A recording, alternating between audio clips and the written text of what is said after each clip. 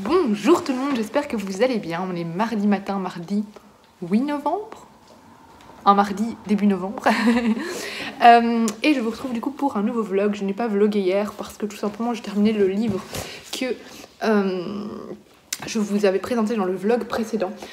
Et c'est un livre qui fait 400 pages, mais c'est 400 pages qui se lisent quand même assez lentement parce que c'est très dense. Voilà, du coup je vous reprends un mardi, je vais vous parler de cette lecture que j'ai terminée hier et puis je pars au boulot. Donc 1922, Sélestopol, en fait l'auteur avait déjà écrit un livre autour de Sélestopol. Ce n'est pas dérangeant pour comprendre celui-ci, moi je n'ai pas lu l'autre, c'est à la fin du livre que dans les remerciements que je me suis rendu compte qu'il y avait déjà un livre là-dessus. En fait c'est 3 histoires, donc 3 espèces de nouvelles autour de Sélestopol, donc cette ville qui a été construite sur la Lune.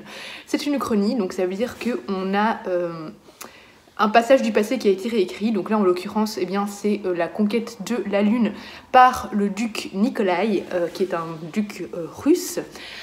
On est donc en 1922 et donc tout tourne autour un peu de cette cité Sélestopol qui a été construite sur la Lune, de ses interactions avec eh bien, les autres pays mais surtout la Russie puisque c'est un duc russe.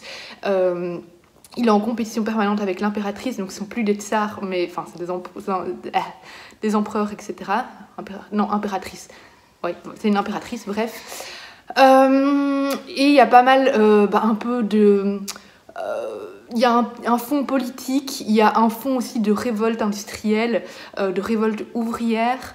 Alors c'est pas un steampunk, attention, mais on a aussi des robots, les automates. Et ce que j'ai beaucoup aimé, c'est que on est dans le passé, on est en 1922, mais il y a tout ce côté moderne quand même qui est apporté.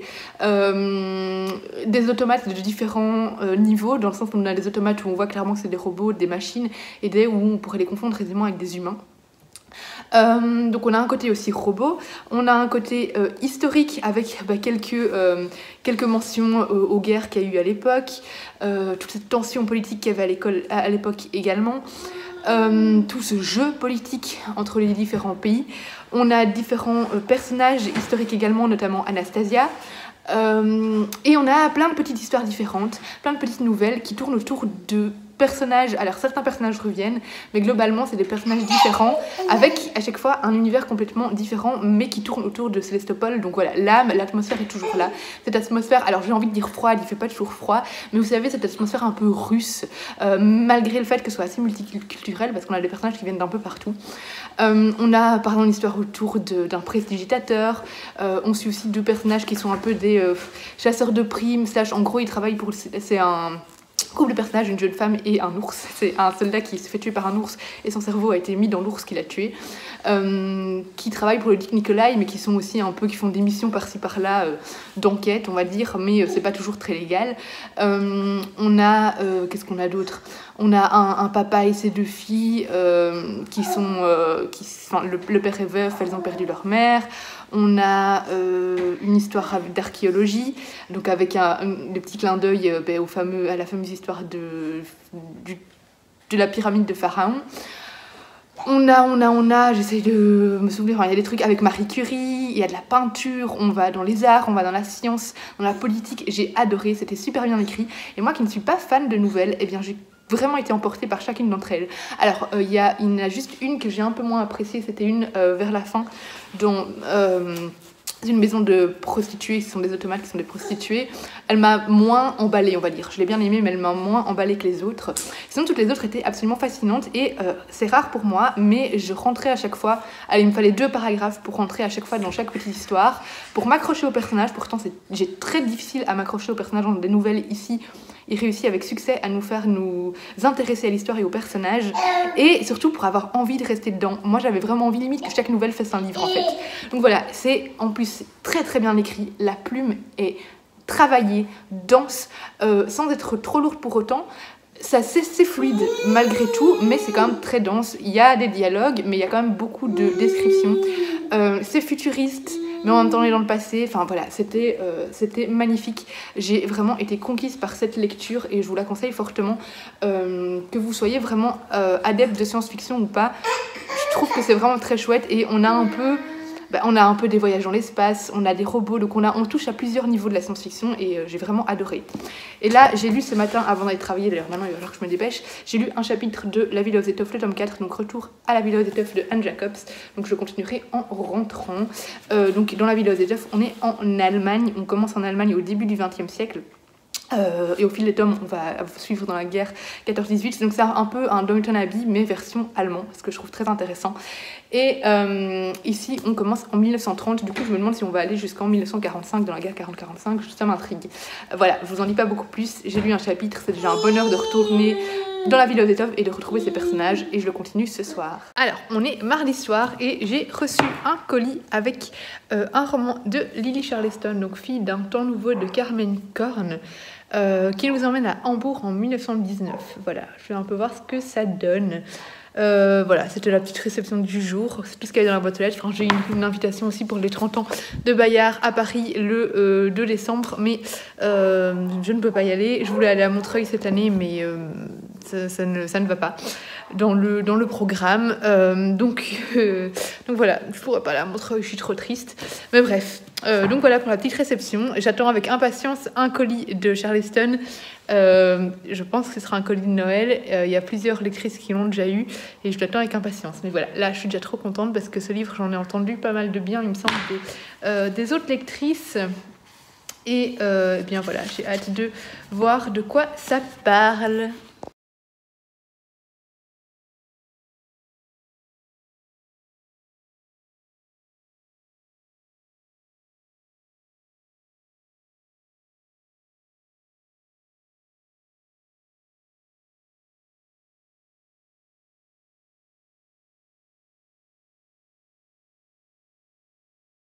Alors, on est mercredi midi. Mon repas est en train de chauffer. J'ai quasi rien lu ce matin. Hier soir, j'ai un petit peu avancé dans le tome 4 de La Villa aux étoffes, mais voilà, pas les masses. Là, je reviens de la piscine et puis j'ai été déposer Enzo chez mes parents parce que je vais chez mes parents ce soir. Je vais coucher l'après-midi tranquille. Demain matin, tranquille. Après, j'irai manger demain midi chez mes parents avec ma mamie. Bref, comme ça, vous saurez tout de ma vie. Dans la voiture, j'ai terminé l'audiobook de L'Assassin Royal, le tome 6. Donc ça y est, j'ai fini la première époque. Et c'était très chouette. J'ai beaucoup aimé ce tome-ci. Cette saga est vraiment excellente. Alors, en audiobook, j'aime beaucoup la voix, mais c'est vrai que parfois, ça demande beaucoup de concentration. Il y a pas mal de personnages. Et parfois, j'avais un petit peu du mal à me repérer et à me rappeler qui était qui dans les personnages, etc. C'est pas le plus facile à écouter en audiobook, mais malgré tout, j'ai quand même fort apprécié cette saga, de l'écouter. Et voilà, je les ai jamais lus, les Assassins Royal, je les ai toujours lus en audiobook. Donc voilà, j'ai passé un bon moment. J'ai vu que chez mes parents, ils avaient encore acheté. Alors, chez mes parents, ils achètent toujours, ils ont tout un village de Noël, le max. Moi, par exemple, j'ai une pièce. C'est un petit studio de pilates. J'aimerais bien en avoir plein. J'aimerais bien acheter une grosse pièce par an et des petites pièces en plus. Là, ils ont craqué, ils en ont encore acheté. Du coup, vu que demain je vais chez eux, j'ai décidé de prendre des livres avec pour faire plein de photos avec mes lectures de Noël, etc. C'est plus facile que de leur piquer des trucs et de leur ramener. Mais ils ont acheté plein de trucs. J'adore le village de Noël, le max. C'est vraiment canon, donc voilà, mais c'est pas donné par contre, c'est pour ça que je dis un gros par an et puis des petits en plus de temps en temps. Voilà, je vous raconte trop ma vie. Là maintenant je vais manger, je vais monter un des deux vlogs, je vais essayer de monter les deux aujourd'hui mais je suis pas sûre. Et bien voilà, après je vais me poser, promener les chiens, lire un peu, faire des photos parce que j'ai piqué des trucs à ma soeur qu'elle a acheté. Je lui dis ah ça je te prends et je te ramène demain. Voilà, je me sers des gens. Bref, je vous prends après manger. Enfin non, je vous prends quand j'aurai des choses à vous raconter en fait. Ah oui, et j'ai commencé aussi dans la voiture l'audiobook, je l'ai en version papier aussi, de Je suis la bise de Donato Carisi. Bon, j'ai lu le prologue, écouté, et lu le chapitre 1. Pour l'instant, c'est très prometteur. Alors ça me perturbe parce que je pense que le lecteur, c'est le même que pour l'Institut de Stephen King. J'aime pas trop ce lecteur, je l'avais pas trop apprécié. Bon, voilà, je me suis un petit peu habituée à sa voix avec l'Institut, donc je suis un peu habituée ici. Mais du coup, j'ai l'impression de lire un Stephen King et pas du Donato Carisi parce que c'est la même voix en fait. Du coup, je fais une association. Mais bon, pour le moment, j'aime bien, ça commence bien. Je vais pas encore vous faire le résumé parce que pour le moment, j'en sais pas grand chose. Je sais pas encore ce que je peux vraiment vous dire, donc je vous en parlerai un petit peu plus tard.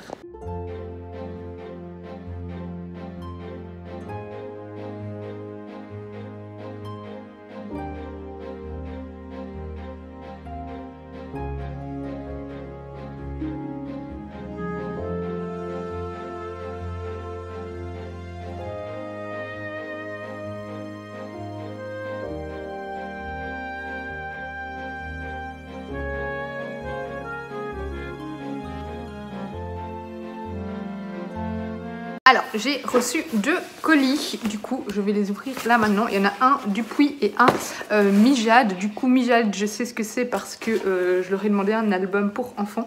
Par contre, Dupuis, je ne sais pas. Donc, on va voir. Je ne sais plus ce qui sort dans les nouveautés là maintenant. J'ai reçu le nouveau programme pour les lectures, enfin les sorties de début d'année Dupuis et j'ai demandé énormément parce qu'il y a beaucoup de suites de sagas que j'attendais avec impatience. Du coup, je suis trop contente, je les attends vraiment avec hâte. Et du coup, ici, on a... Ah oui, Papa Situation de Karim Maouf. Voilà, ça, oui, je me souviens, j'avais complètement oublié que ça allait sortir. Donc c'est le regard amusé d'un papa sur les réseaux sociaux et ça a l'air assez sympa. Karim Maouf d'ailleurs, c'est le papa de Lena Situation. Il est l'une des youtubeuses et influenceuses les plus importantes du monde francophone. Je crois que tout le monde sait qui est Lena Situation. Il dépeint avec beaucoup de bienveillance et d'humour le regard que porte sa génération sur un métier qui n'existait pas il y a encore 10 ans, avec tout le décalage que cela peut impliquer. Ça a l'air assez sympa et ça doit être assez comique. Donc voilà, une petite BD assez sympathique que je vais lire rapidement. Et l'autre, du coup, c'est un album pour enfants. Tu ne devineras jamais. Regardez-moi les 2 ans, comme ils sont jolis. Il y avait plein de petits albums enfants dans les nouvelles sorties, mais j'ai pris celui, je crois que c'est dès 3 ans celui-là.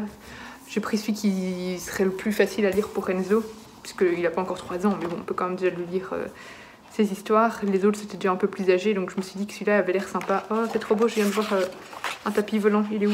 Ah, en fait, oui, c'est ça. On explore les contes de fées, et du coup, j'ai vu Aladdin, Alice au Pays des Merveilles, Peter Pan. Trop joli. Il est où Aladdin? Il avait l'air trop beau. Il est là. Regardez, il est trop beau. J'adore l'illustration. J'ai envie de l'arracher de l'album pour l'accrocher dans ma bibliothèque. Mais je vais pas faire ça.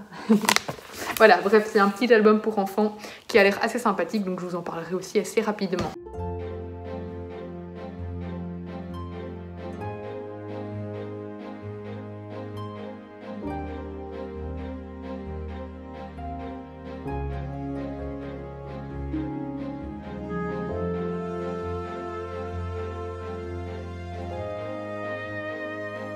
Alors on est jeudi matin, c'est férié aujourd'hui. Moi je me suis fait un très long week-end vu que je travaille pas le mercredi.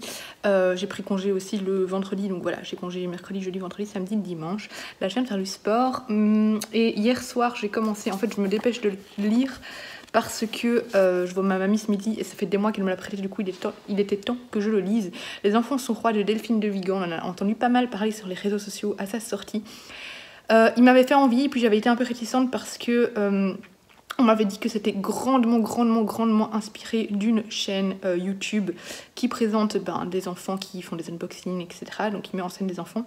Et que du coup c'était un peu malaisant parce que c'est très sous-entendu que c'est cette chaîne YouTube là et il y a un enfant qui se fait kidnapper. Du coup c'est un peu intrusif et malaisant je trouve pour la famille. Enfin voilà, c'est... Personnellement, j'aimerais pas qu'on fasse un livre sur mon fils avec un truc où il se fait kidnapper, enfin voilà. Du coup, je me suis dit, bon, je vais quand même le lire pour me faire une idée et voir ce qui se passe. Et là, maintenant, je comprends, bon, je sais pas encore ce qui va exactement arriver, mais un truc assez violent. Et je me dis, je sais pas ce qui va arriver encore dans la suite. Mais si ça continue à partir sur cette violence, je comprends vraiment... que ce soit dérangeant, que ce soit fortement inspiré de vraies personnes en fait. Alors ça aurait pu rester très global dans le sens où on suit ici en fait une jeune maman youtubeuse qui c'est une de ces familles youtubeuses voilà, qui met en avant les enfants etc. Ce qui fait énormément de polémique et à raison d'ailleurs, moi je suis contre ça hein. Alors il y a différentes chaînes, il y a les chaînes YouTube où on met en avant les enfants mais dans leur quotidien c'est déjà un petit peu différent comme les Saconi Jolie, même si c'est quand même malaisant, je trouve ça quand même très intrusif, mais voilà. Mais alors celle où vraiment on fait travailler les enfants en leur faisant faire des unboxings, en leur faisant faire des vidéos où tout est tourné sur eux, tout, où il y a des scénarios, on leur fait faire dire des choses, où on les fait travailler, ça moi c'est le genre de chaîne qui m'énerve. Du coup ben voilà, ici on montre vraiment tout ça. Et en fait, la petite fille de la chaîne, Happy Récré, ici, va se faire kidnapper. Et voilà, tout tourne autour de ça, de l'enquête et de la chaîne YouTube. Ça remet en question quand même ces chaînes familiales. Alors, j'aimais bien. J'aime toujours bien, même si là, vu que ça devient un petit peu douteux, enfin voilà, comme je vous dis, ça aurait pu rester global et ne pas s'inspirer directement d'une chaîne YouTube. Alors, j'avais été faire des recherches et j'ai trouvé assez facilement de quelle chaîne YouTube il s'agissait. Maintenant j'ai oublié parce que c'est pas une chaîne que je suis. Mais voilà, je trouve que c'est tellement un sujet global, vraiment il y a énormément de chaînes. L'autrice aurait pu ne pas se centrer sur, s'inspirer grandement d'une chaîne en particulier. Elle aurait pu rester très évasive. Et voilà, et du coup ça je comprends que ça a pu déranger certains. Personnellement, mais je connais pas vraiment cette chaîne-là, mais ça me dérange aussi un petit peu parce que je me mets un peu à la place de la famille. Enfin voilà, c'est dérangeant de se dire qu'on s'est inspiré de son enfant pour une histoire de kidnapping. Voilà. Moi, je suis d'accord avec ça. Surtout que je vous dis, là, ça devient un petit peu trash parce qu'elle va recevoir un certain colis. Voilà, j'en dis pas plus. Après, je sais pas comment ça va évoluer ou pas. Comment ça va évoluer. Donc voilà. Je trouve aussi, alors j'aimais bien, mais je trouve que ça commence à devenir très redondant. Et alors pour les gens qui, comme moi, sont familiers avec le monde de YouTube, le monde d'Instagram, avec les stories, les unboxings, pour ceux qui savent ce que c'est, je trouve que on explique trop en fait. Alors je sais que ce texte est destiné à tout le monde et qu'il y a plein de gens qui connaissent pas et du coup forcément il faut que les gens puissent comprendre de quoi on parle. Mais moi je trouve qu'il y a trop d'explications sur qu'est-ce que c'est des unboxings, sur qu'est-ce qu'on nous montre en vidéo, qu'est-ce que c'est. Ça me saoule un peu. Franchement, oui c'est bon, je sais c'est quoi. Tous les trucs où on dit ce que les enfants font comme unboxing, qu'est-ce qu'ils font comme petits défis, qu'est-ce qu'ils font comme jeu. Je trouve que il y en a trop, il y en a beaucoup trop, on l'a compris, ça tourne en rond, ça ralentit le récit, et voilà, du coup là je suis à la moitié, j'ai passé la moitié, et je trouve que ça devient vraiment, je commence à m'embêter, vraiment je commence à m'embêter, donc voilà, je vais voir, mais je trouve que c'est pas aussi extraordinaire que, voilà, il a eu énormément un très gros buzz, et je trouve que pour le moment il mérite pas ce buzz, c'est pas un texte extraordinaire, c'est pas un texte exceptionnel, c'est pas, voilà. C'est pas original, c'est juste surfer sur la vague pour moi. Pour moi, c'est un peu surfer sur la vague parce que pour le moment, c'est quand même assez mis en avant. Enfin, il y a beaucoup de polémiques là-dessus, etc. Et que j'ai l'impression que c'est beaucoup un texte pour faire vendre. Je suis désolée, mais c'est ce que je pense. Donc, pour le moment, je trouve que c'est même pas passionnant. Donc, voilà, je pense pas que je vais être ultra conquise par ce texte. C'est bien, hein. Je dis pas que c'est mauvais, mais juste que c'est pas passionnant. Voilà, on va voir. Après, ça amène des choses de réflexion sur tous ces enfants, ces familles youtubeuses, ces enfants youtubeurs. Mais je veux dire, ça n'apporte rien, les réflexions n'apportent rien, c'est des trucs qu'on sait déjà, enfin voilà, qu'on est quand même déjà. C'est déjà au centre des polémiques, il y a quand même déjà pas mal de gens qui remettent en question tout ce travail gratuit des enfants. Maintenant, la loi a changé. Hein. On peut plus faire ça normalement. Enfin, quoique, il y a sûrement ils ont sûrement trouvé des alternatives. Je vous dis, je suis pas ce genre de chaîne-là, mais avant, donc à l'époque de ça, il y avait pas encore cette loi. Du coup, c'était pas contrôlé et on exploitait ces enfants. Donc voilà, bref, je vais continuer parce que je me dépêche de le lire avant midi et je vous dirai mon avis final après. Alors le cadre a changé, je suis chez ma maman, j'ai fini à l'instant les choses des enfants sont rois. Mon avis a pas changé, c'était bien, on aborde des chouettes réflexions, j'ai bien aimé les passages en 2031 où on voit un peu l'évolution des réseaux sociaux, les travers, etc. Finalement c'était pas si hard que prévu, mais voilà, c'était pas exceptionnel, pas original, ça se lit tout seul, c'est très fluide, très dynamique. Mais voilà, je m'attendais à mieux. Je crois que c'est ça. Je suis un peu déçue parce qu'on en a tellement parlé qu'au final, je m'attendais à ce que ce soit vraiment un livre qui allait me marquer, m'embarquer complètement, et ça n'a pas été le cas. Et je pense que voilà, c'est à cause un peu de l'engouement qu'au final, j'ai été un peu déçue.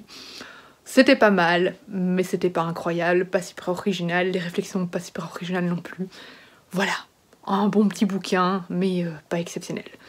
Je vais clôturer, enfin pas clôturer, je vais rendre à ma mamie du coup le bouquin qu'elle m'a prêté il y a plusieurs mois, et en rentrant à la maison ce soir je continuerai La Villa aux étoffes qui est pour moi bien mieux.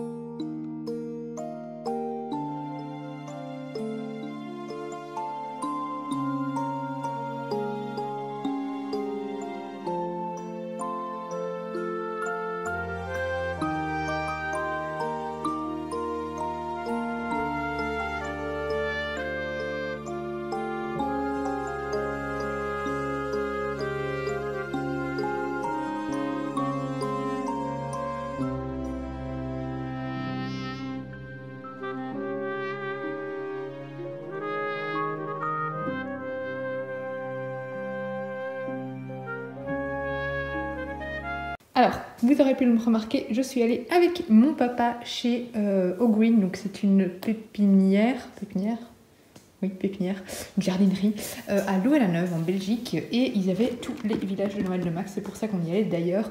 Ils avaient aussi plein de déco de Noël, du coup j'en ai profité pour prendre quelques petits trucs pour mes photos Instagram. Voilà, des petits feuillages, des petites dorures, des trucs de sapin. Il y avait un cadre, ah oui voilà, une petite branche en bois blanc, enfin voilà, des petits trucs à ajouter sur la déco. J'ai pris de la fausse neige et j'ai acheté chez le Max. Alors en plus j'ai eu du bol parce que mon papa a demandé s'il lui restait des éco-chèques. Il a demandé s'il n'y avait pas des trucs qui passaient sur éco-chèques. Et en fait les deux trucs le Max, vu que c'est du LED, passent sur les éco-chèques. Donc j'ai pas payé ça, je suis trop contente. Donc j'ai pris un carrosse et la chocolaterie. Alors il y avait déjà pas mal qui étaient partis, hein. Les rayons étaient déjà bien vides. Surtout que moi je voulais, enfin les rues de Londres me font grandement envie, mais il n'y avait plus. Encore heureux parce que c'est si cher. Voilà, j'ai pas pris dans les pièces les plus chères cette année. L'année prochaine, j'aimerais bien craquer pour une des grosses pièces qui est dans les 100 €. Mais cette année, vu que je vais à Disney la fin du mois, je me suis montrée un peu raisonnable. Là, c'était 25,99 je crois. Et ça, c'était une trentaine d'euros. Voilà. J'ai pris dans les pièces raisonnables et voilà, je vais installer ça. Maintenant, je pense que je vais aller installer ça. Voilà, j'ai trop hâte d'avoir un grand village de Noël. Bon, ok, on n'est pas encore au village méga garni qu'on a vu dans le magasin, mais moi je suis contente, ça commence à prendre forme. Et donc celui-là, j'avais reçu de mes parents l'année passée, ce petit studio de yoga pilates. Et du coup, cette année, j'ai acheté, comme je vous ai montré, le petit carrosse et la chocolaterie. Et moi, je trouve que ça donne déjà bien comme ça, mais j'ai hâte qu'il y ait encore plus de pièces parce que, voilà, j'ai hâte que ce soit bien garni.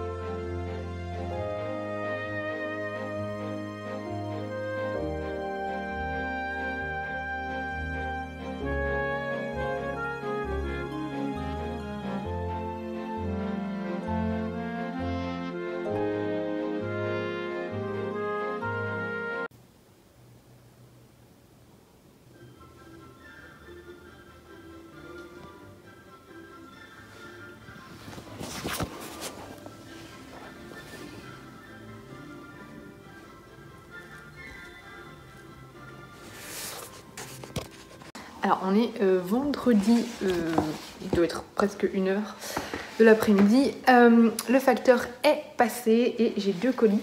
Il y en a un, je sais ce que c'est un livre que j'ai dû commander sur le grand méchant Amazon, mais parce que il n'était pas disponible, enfin s'il était disponible sur d'autres librairies, mais pas pour la Belgique, c'était Amazon, donc voilà. Et l'autre, je crois que ça vient de Dupuis, c'est possible? Oui, ça vient de Dupuis. Il n'y a toujours pas le colis que j'attends avec impatience de Charleston, mais la dernière fois que j'ai eu un gros colis Charleston, c'était livré par DHL et pas du tout par la poste, donc je garde espoir. Ce sera peut-être aujourd'hui, surtout qu'il l'avait livré genre à 16-17 heures, quelque chose comme ça, donc voilà, il était venu tard, donc ce sera peut-être encore pour aujourd'hui, sinon à mon avis ce sera pour lundi.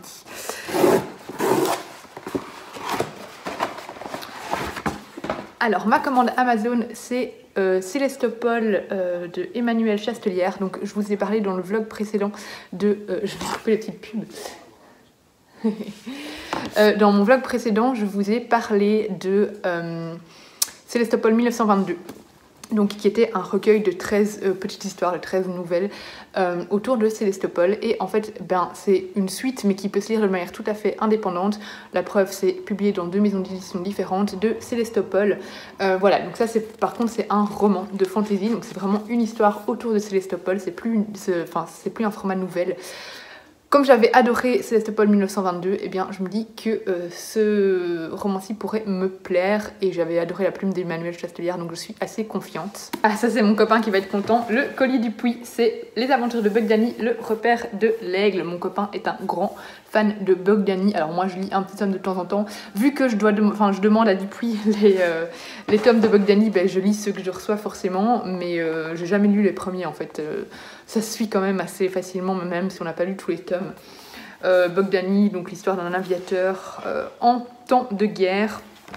Voilà. pas grand chose à en dire de plus, mais au cas où il y a des fans de Bug Danny qui me regardent, il y a un nouveau tome. Enfin, c'est pas un tome, c'est... je sais pas en fait si c'est une suite ou pas. Je m'y connais pas assez, il faudrait que je demande à mon copain. Parce qu'ils ont sorti des suites et il y a aussi des espèces de petites séries. Donc, ah, mais ici je vois que c'est un 8, donc c'est pas la suite, c'est dans les petites séries classiques qu'on voit juste ici. Hop, vous verrez peut-être à l'envers, boum, c'est pas grave. Donc voilà, c'est un nouveau Bug Danny.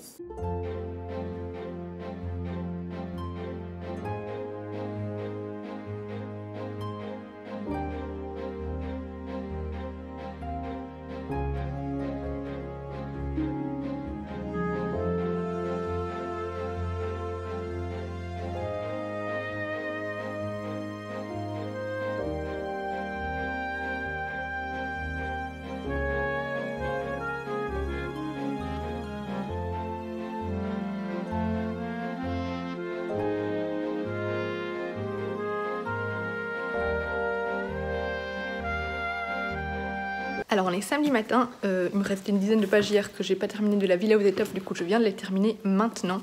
Hier on a regardé la série, on l'a commencé il y a 2 jours, la série Sermon de minuit, qui est assez chouette. Maintenant il faut aimer le côté... Alors c'est une série avec du surnaturel, mais du surnaturel qui tourne beaucoup autour de la religion et l'évangile, c'est pas avec des esprits, etc. Donc il faut aimer un peu tout ce surnaturel qui tourne autour de ça, je veux pas trop vous en dire, mais voilà. Mais j'aime bien, franchement c'est chouette. Moi j'adore les ambiances lentes, etc. Pesantes, et là on a vraiment ça. Bref, je vous en parlerai peut-être plus tard. Là, donc j'ai terminé Retour à la Villa aux étoffes, c'est le tome 4 de la saga La Villa aux étoffes. On est dans les années 30.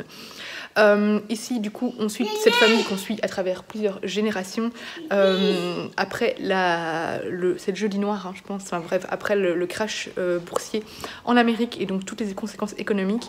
L'Allemagne qui était déjà à l'époque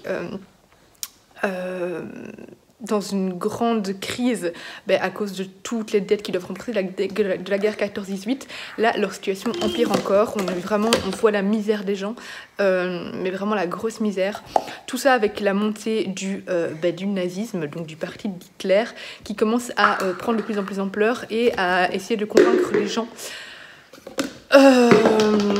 que la misère est la responsabilité des juifs, voilà, que la guerre 14-18 est à cause des juifs, la crise économique, etc., etc. Et donc on a cette montée petit à petit de haine envers les juifs, on a cette misère qui est très très très présente, tout le monde est impacté, même les grosses usines, même les grosses entreprises, donc même les gros patrons. Énormément de licenciements, voilà, c'est vraiment une époque, enfin des années assez difficiles pour l'Allemagne. Alors, j'ai beaucoup aimé. Maintenant, non, prends pas mon marque-page. J'ai moins aimé que ce que je pensais, peut-être un peu moins que les autres, parce que j'aurais aimé que le contexte politique, le contexte, voilà, tout le contexte historique soit plus présent. Et voilà, j'avais envie de voir un peu plus... la présence du parti d'Hitler, parce que dans les années 30 il est quand même très présent. Là on a quelques allusions, il y a quelque chose qui se passe, enfin quelques petits événements, mais ça reste quand même assez effacé par rapport à l'histoire de la famille, et je trouve ça dommage de ne pas exploiter un petit peu plus ça. J'avais l'impression que pour le tome sur la guerre 14-18 et tout ça c'était un peu plus présent, mais peut-être pas en fait. Je pense que c'est après avoir lu maintenant Enzo fait un boucan d'enfer, les rêves de nos mères, et du coup le tome 2 avec les coquelicots là. Là par contre le contexte politique est beaucoup plus présent, et du coup je pense que comme j'ai lu ça maintenant entre temps, je remarque qu'ici dans la Villa aux étoffes il me manque ces petits faits historiques dans l'histoire, voilà. Néanmoins, c'est toujours un plaisir de suivre cette famille. On suit un peu plus certains enfants qui ont maintenant dans les 14 ans. Pour ceux qui connaissent un petit peu, moi je suis fan de Dodo, elle est géniale. Voilà, j'en dis pas beaucoup plus parce que je veux pas spoiler les gens sur les tomes précédents. Voilà, c'est encore un très chouette tome où on se sent enveloppé de cette atmosphère allemande, chic, familiale. On est on est aussi bien en cuisine que chez les maîtres. Voilà, enfin vraiment c'est une très chouette saga, très bien écrite, que je vous conseille fortement. Et là maintenant, bon j'ai plein de choses à faire aujourd'hui donc je vais pas lire beaucoup, mais je me suis sortie Alors 3 livres que j'aimerais bien lire ce week-end.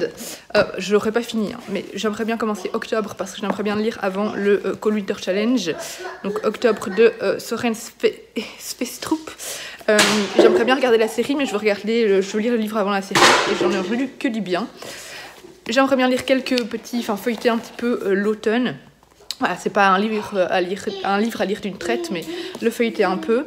Et j'aimerais bien lire l'album La ferme aux animaux. Je sais pas si c'est le texte intégral. Oui, ben voilà, c'est le texte intégral de La ferme aux animaux. Après, le texte de George Orwell, La ferme aux animaux, c'est pas un gros texte. Donc, c'est pas comme 1984, c'est pas un énorme texte non plus, mais là, c'est quand même un roman de 300 pages, quelque chose comme ça. La ferme aux animaux, c'est un petit texte à la base. Du coup, ils en ont fait ici un ouvrage illustré qui reprend... Oh, pardon, Miko. Je l'ai ouvert le livre sur lui. Illustré, donc qui est destiné aux enfants, mais avec le texte intégral. Donc vous voyez, on a quand même des illustrations magnifiques dedans. Il y avait une expo qui finissait le 31 octobre et finalement j'y suis pas allée, j'ai pas pu y aller, mais voilà, il y a vraiment du texte et il y a quelques illustrations dedans. J'aurais aimé aller voir l'expo à Bruxelles sur les illustrations, mais voilà, j'ai pas pu. C'est pas grave, mais voilà, il y a tous les dessins et c'est quand même... c'est hyper lourd. C'est un très bel ouvrage et je l'ai reçu dans le cadre du Lisez-vous le Belge parce que la maison de l'édition c'est Mijade et je ne sais pas si Quentin Gréban est un illustrateur belge. George Orwell n'est pas belge, hein, il est anglais, mais voilà. Pour le petit programme du jour, je vous tiendrai au courant.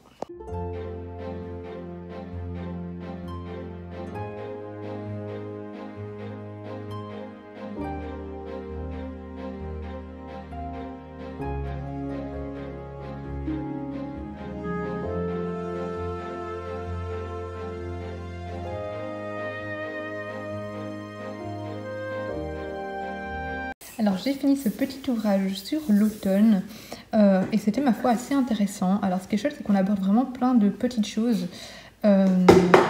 Voilà, on nous parle... c'est toujours Enzo en fond sonore. Hein. Voilà, donc on nous parle eh bien de l'automne, on nous explique que c'est l'automne, les traditions de l'automne, les fêtes de l'automne, tout ce que ça engendre sur notre corps.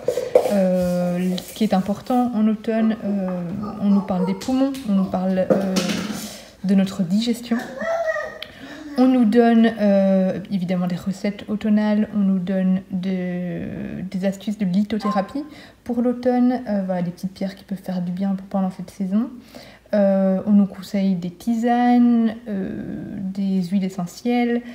Voilà, il y a plein de petites choses comme ça. C'est un ouvrage très complet pour apprivoiser la saison, être mieux dans cette saison. Il y a même du yoga.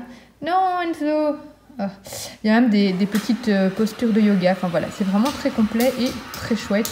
Et j'ai vraiment beaucoup aimé. Et c'est un livre vers lequel je retournerai assez régulièrement. Je lisais donc, avant d'aller couper le robot que Enzo a allumé, que c'est un livre vers lequel je vais retourner régulièrement parce que c'est une mine d'informations. Il y a aussi des infos sur des médecines ancestrales, la médecine chinoise. Enfin, voilà, c'était vraiment super intéressant, un ouvrage très complet avec de jolies photographies pour accompagner le tout. Des photographies cocooning qui font du bien. Enzo, arrête d'allumer cet aspirateur s'il te plaît. Voilà, vous voyez les petites photos assez cocooning, voilà. Bref. Un chouette petit ouvrage que je vous conseille vraiment. J'aimerais bien avoir tous. Il y en a vraiment sur chaque saison. Donc j'aimerais bien avoir toute la collection. Alors on est dimanche matin, je profite d'avoir tout installé pour filmer 2-3 vidéos. Là maintenant c'est le matinée, pendant que Enzo dort, je vais être très intensive, je vais essayer de filmer 2-3 vidéos à la suite. Mais du coup je vais vous faire un petit peu en lecture. En fait j'ai continué en livre, enfin je varie un peu livre et papier. Livre papier, livre et audio. Je suis la vis de Donato Carisi. En fait, donc j'ai l'audiobook, je l'ai écouté pas mal en voiture, mais il y a un moment où j'étais très distraite et où j'ai passé plein de trucs et ça m'a perturbée pour bien suivre l'histoire. Et du coup, hier, j'ai vite survolé quelques chapitres. Vraiment, je les ai relus en diagonale pour vraiment bien comprendre ce que j'avais loupé. Et du coup, je l'ai continué un petit peu en livre. Donc là, maintenant, je suis en train de le lire et de l'écouter quand... je promène par exemple, tout à l'heure je suis allée à la boulangerie à pied, eh bien je l'ai écouté, ou j'ai pris la voiture hier, du coup je l'ai encore écouté un petit peu. J'ai passé la moitié. Oui, j'ai passé la moitié et j'aime beaucoup. Ici on est en Italie, on est près du lac de Côme, enfin on est autour du lac du Côme et on va suivre un petit garçon, enfin on a des petits flashs dans le passé, ça commence en fait avec un petit garçon qui va presque se noyer dans le lac. On voit que sa maman est très dangereuse, a un comportement très dangereux avec lui, il y a une présence assez violente, c'est un petit garçon qui a subi pas mal de violences dans sa vie et plus tard on va retrouver cet enfant qui nettoie des maisons, qui est très effacé, qui parle pas, enfin voilà, il s'intègre comme ça dans la vie des gens en nettoyant leur maison et en analysant leurs déchets, etc. Il leur imagine un peu leur vie, etc. Et on va suivre également, j'essaye de vous en parler sans trop vous spoiler, on va suivre une dame qui s'occupe, c'est la dame aux mouches, c'est comme ça qu'elle s'appelle ? Je ne sais plus son nom, la dame aux mouches, la femme mouche, je ne sais pas, qui elle s'occupe des femmes battues. Donc voilà, je vous lis le résumé parce que j'ai pas trop envie de vous en dire trop. L'homme qui nettoie rôde autour de nous. Parmi nos déchets, il cherche des indices sur nos vies, en particulier sur celles des femmes seules. Une femme lui a fait beaucoup de mal enfant, sa mère. La chasseuse de mouches, elle, chasseuse de mouches, tente de sauver les femmes en péril, et elles sont nombreuses. Surtout quand l'homme qui nettoie rôde autour d'elle. Voilà, pour l'instant j'aime beaucoup, c'est très prenant, c'est assez pesant, et puis on a toute cette ambiance un peu de femmes qui se font battre, de femmes, enfin voilà, c'est assez glauque, c'est assez malsain, et j'aime beaucoup, et ça se dévore, donc c'est un très bon Donato Carisi, je vous en parlerai un petit peu plus quand je l'aurai fini, mais c'est très intriguant, et j'aime beaucoup la plume de cet auteur. Du coup, tout à l'heure, j'aimerais bien lire La ferme des animaux, j'espère le finir aujourd'hui. Là, maintenant, je vais encore filmer plusieurs vidéos et après, je le lirai peut-être enfin si Enzo ne se réveille pas.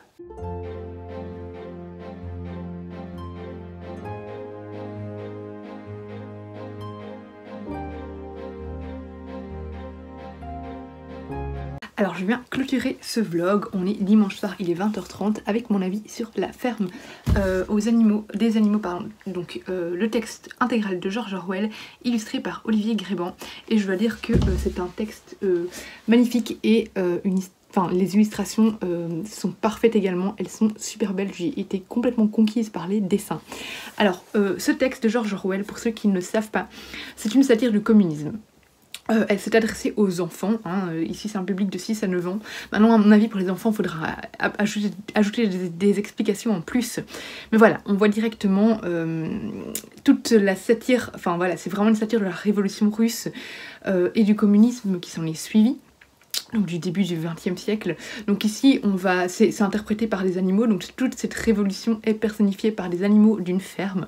Donc on a ces animaux qui, tout d'un coup, décident de se révolter contre les humains, donc les humains qui sont en réalité les aristocrates et les riches propriétaires durant la révolution russe. Ces humains sont mis dehors, sont mis à la porte, enfin voilà, ils sont rejetés de leur ferme et les animaux prennent le pouvoir. Donc les animaux, ce sont les révolutionnaires. Sauf que petit à petit, va se mettre en place au final une autre forme d'organisation où finalement il y aura quand même des hommes au pouvoir, voilà, comme il y a eu dans la révolution russe, qui petit à petit vont un peu imposer leurs lois sans avoir vraiment été élus. Et on a tout ce petit... toute cette mise en place d'une dictature qui commence à s'installer. Voilà, on voit tous les travers de la révolution russe et du communisme, toutes ces promesses qui finalement ont été complètement détournées. Le communisme, au final, au début, il y a des bonnes idées, sauf que petit à petit on voit que c'est juste le pouvoir qui passe dans les mains d'autres personnes et que au final on se retrouve dans la même situation qu'au début, voire pire. Et voilà, et j'ai trouvé ça installé de manière très intelligente parce que on voit vraiment tous ces petits stratagèmes dictatoriaux qui sont mis en place.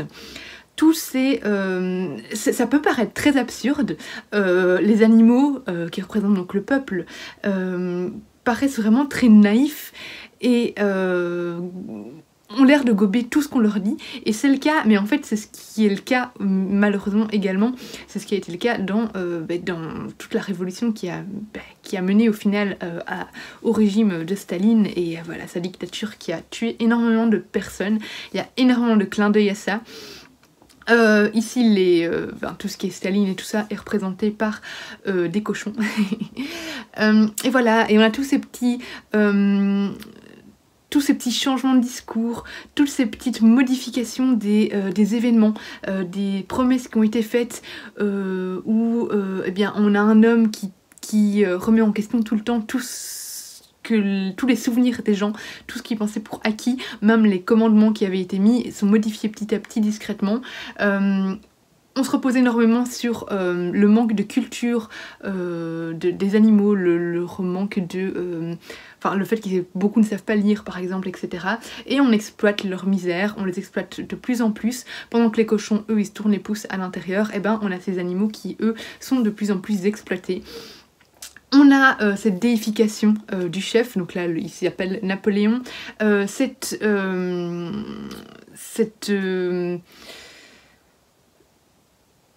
manière d'effacer tout opposant, voilà, cette censure, cette transformation d'événements pour montrer que tout opposant est en fait un ennemi.